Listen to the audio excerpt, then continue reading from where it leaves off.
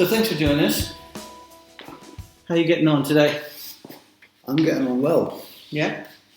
And being next door, did that remind you of many years ago?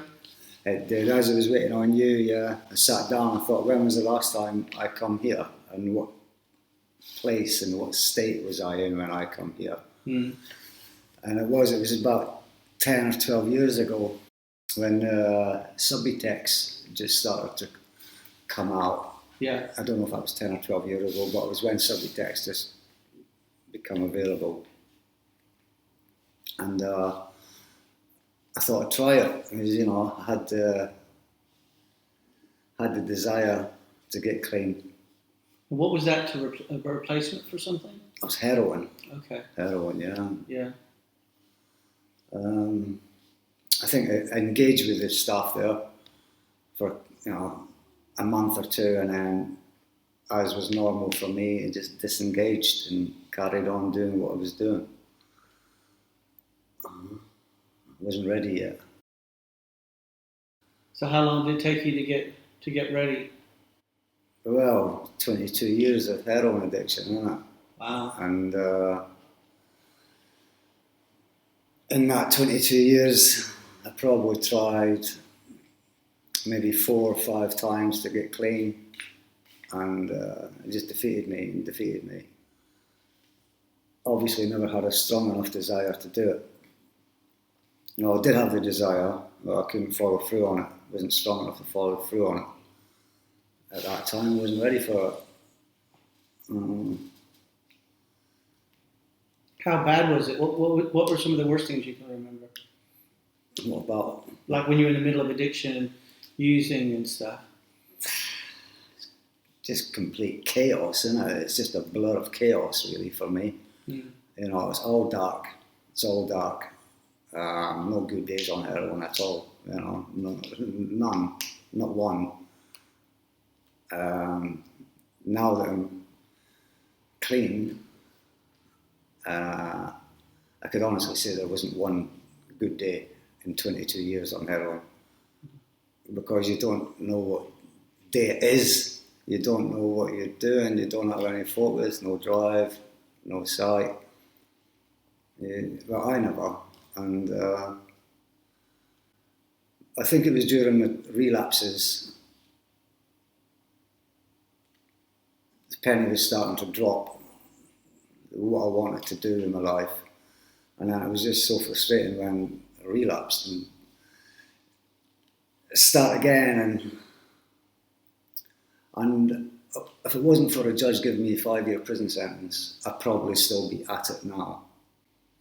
It was long enough for me to, let's use this time, because in the prison sentences I got before that, they're too short, in, out, still rattling, still craving. Not really long enough time for my mind and my body to get over the opiate abuse. But the 5-year, I knew it was going to take a couple of years to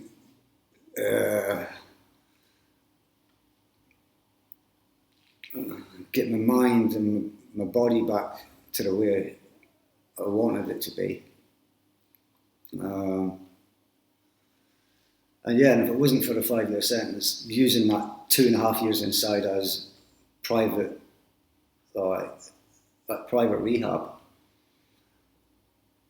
I just turned it into my own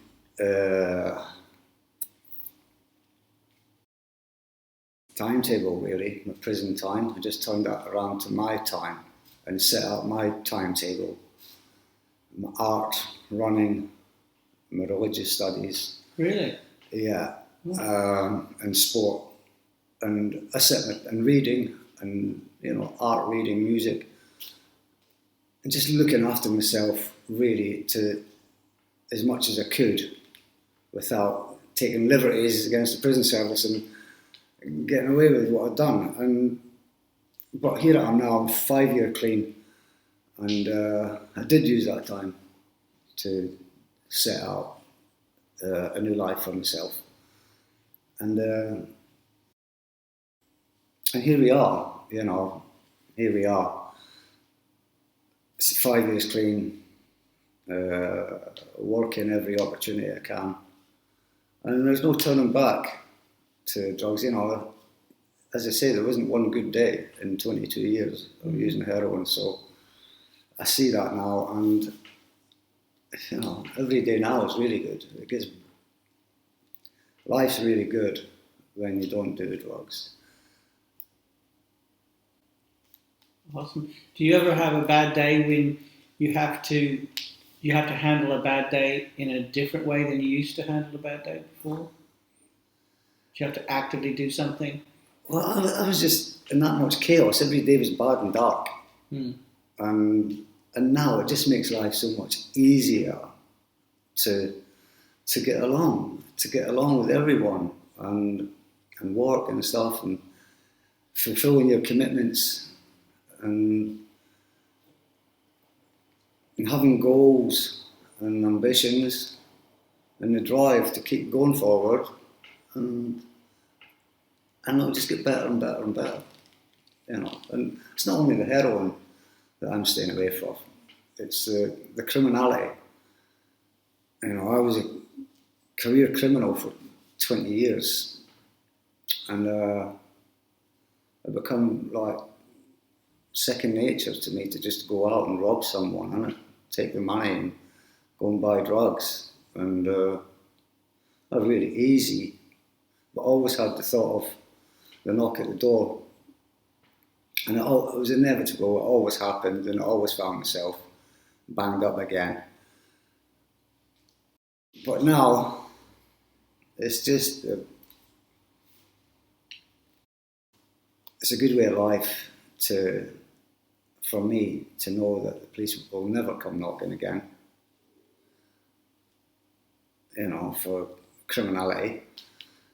And I just replaced my heroin addiction, I think, with just reverse it around for work and to live the good life. And as long as I'm busy working, then it's really taken care of. It all comes together if you're not doing drugs.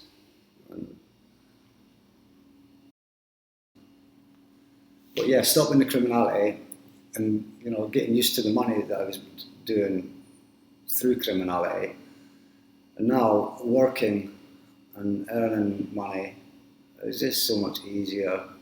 And I just wish I'd done it 25 years ago and got into what I'm doing now. Because I certainly wouldn't be sitting here just talking like this. I'd be quite a rich businessman somewhere along the line. If I'd done that 20 years ago, what I was doing now, I'd have my own company. Or you could be dead if you hadn't managed to stop the cycle. Do you think you ever might have overdosed or died? I overdosed 3 times. Really? 3 times I overdosed, yeah. The first time I overdosed was in Cambridge, just up the road in Ross Street there. 9 hours later, after I got put in the ambulance, I come to. The second one was in Nottingham. Really, really lucky to be alive. I was found like 12 hours later behind a building on the road, unconscious. The paramedic sat with me in the hospital, so I come round and I'll never forget that guy's talk with me. And then the third time was in my mum's bathroom in Dundee. That was the last one. And so I'm still here. So the reason is I'm meant to be here. I'm meant to be still with you, isn't it? Otherwise I would have been away.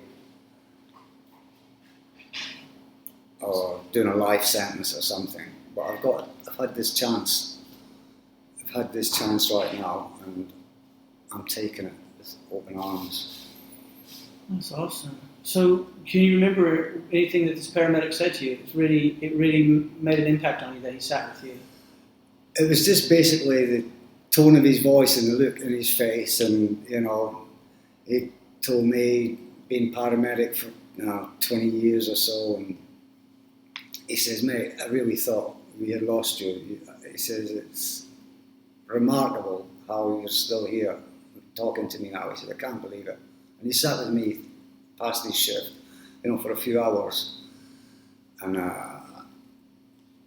offered me, give me some leaflets about counselling and stuff.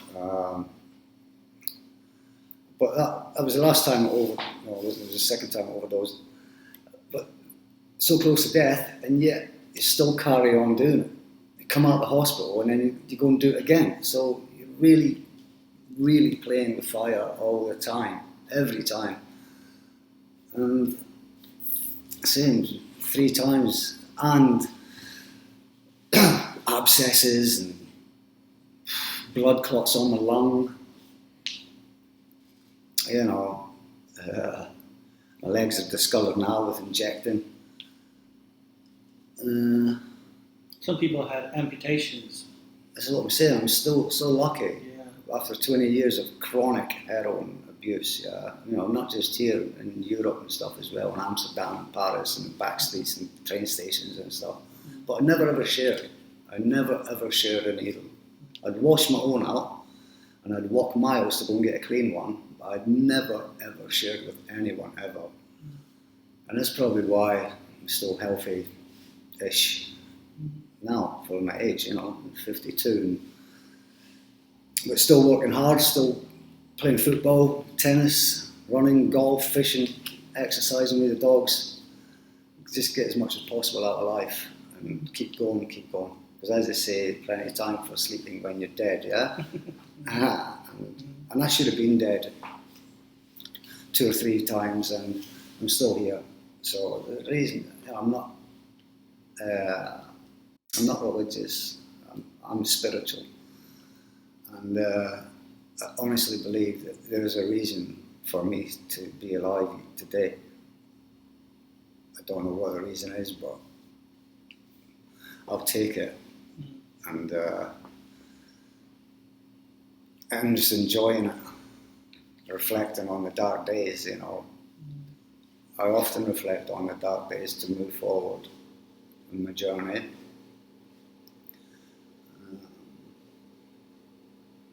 So looking back, do you have any idea why you got hooked on heroin and why some people don't? Oh, this is a thing. This is another thing about meetings. When you go to a meeting and you open up, you say, "Hi, I'm John. I'm an addict." Well, I never ever truly believed that I was an addict, as an addict. I can't define it, but I think at the time in the 90s, my father just died, and a month later I started using heroin. So I think there might be a little connection there. I was 26 when I started to use heroin, and I'd been educated on it in school and from my parents and stuff. It was total taboo. I fully understood the dangers of heroin when I was a teenager, up until I was 26. Say my dad died, I missed the funeral. I was in Spain after spending ill-gotten gains, and I come back a couple of days later.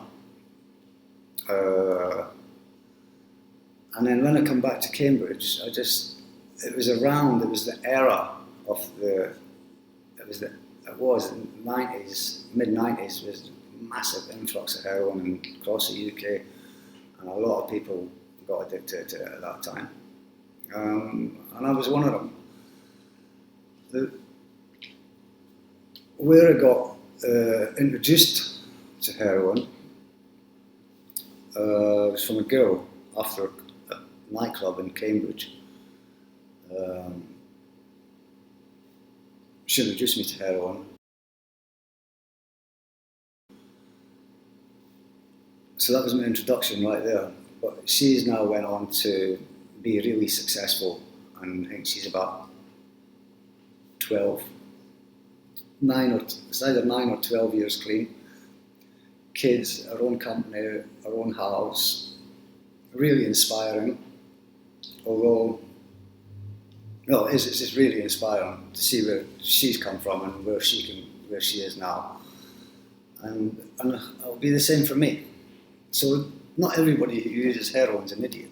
Well, they are an idiot for using heroin, but it doesn't mean to say there's no brains. Mm. You have drive, you want to succeed, you want to do something with your life. Yeah, well, I'm doing it. Mm. I'm doing it. And I can't do more. Honestly, I can't do more.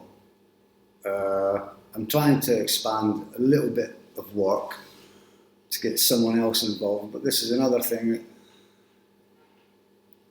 I'm trying to find a balance with that. Do I raise the bar a bit bigger for work and get other people to do my work and get paid off at the end and start making good money, or do I just keep it simple without all the responsibility of other people? Keep myself happy and be happy at my work rather than go to work and thinking about all these other people who are going to ruin your work by not even being there and affecting my day. I've just had a little taste of that, and I don't really like that. It's the responsibility of other people who you don't really know, and you don't really know if you can trust them that well to do the quality of the work that's asked for by me. So until I find a couple of good guys that are on my part of the decorating, I just stick to doing my own thing and just working from there. It's more comfortable, and the key is to be happy for me.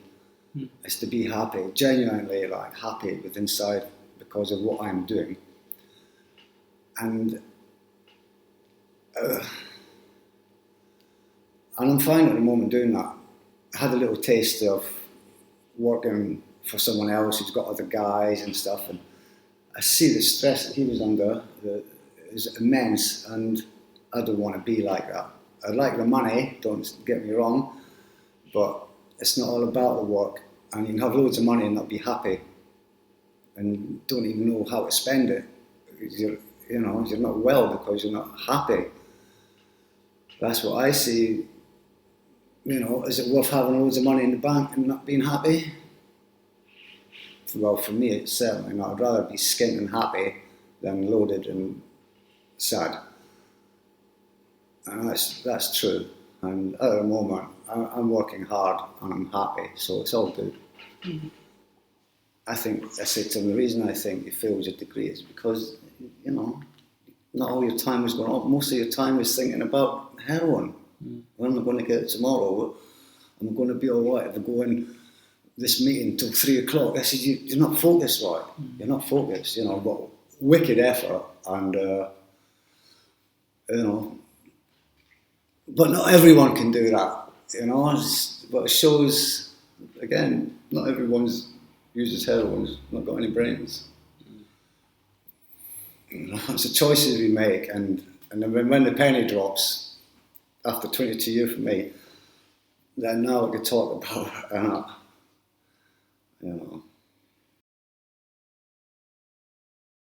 Yeah. Considering I was a criminal, heroin addict, when I come out of prison, I go to the authorities and tell them this, I'm clean now, I don't want to be committing crime, can you help me? It was like asking to get blood out of a stone. No belief at all in you. You're just a number to the council. There's no empathy whatsoever from none of them. You're just a number. And they don't want to know your story or whatever you've done, or they just don't want, with me anyway, because I'm not vulnerable. That's the key point right there. If you're vulnerable, they're listening to you.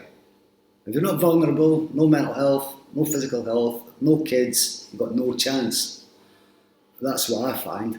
That's what I found, innit? No chance. Right to the bottom of the list, I served in the British Army for a couple of years when I was younger, in the parachute regiment. Broke my back, broke my ankle and my heel. So I've done a little bit.